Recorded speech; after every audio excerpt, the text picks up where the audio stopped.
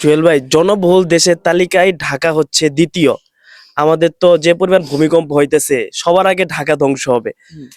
এখন ঢাকা কেন্দ্রিক না হয়ে বিভিন্ন বিভাগ কেন্দ্রিক হওয়াটাকে তুমি কিভাবে মনে করো? ঢাকাতে বাস করে 2 কোটির উপরে মানুষ। এই এটুকু শহর, হ্যাঁ, 2 কোটি মানুষ বাস করে। এটা আমার এক স্যার বলতো, আমার কথা না, যে আল্লাহ তাআলা ঢাকা শহরে ফেরেশতা নিয়োগ করছে, আর তারা এইভাবে ঢাকা শহরটাকে ধরে রাখছে। না হয় 2 কোটি মানুষের ভরে ঢাকা শহর ভূমিকম্প হওয়া লাগবে না, এমনি নিচে চলে যেত। এটা আমার কথা না, আমার এক স্যার বলতো আর কি, যে সরাসরি আল্লাহর রহমত ছাড়া এই ঢাকা শহর টিকে থাকা কোনোভাবেই সম্ভব না। আপনি এরকম করে কোনো দিকে হাত নাড়াতে পারবেন না। এইগুলা টোটালি পরিকল্পনার অভাব। এই বড় বড় যারা ওই দেশের লিড দেয়, রাজনীতিবিদ, এরা এই জায়গাগুলো নষ্ট করছে।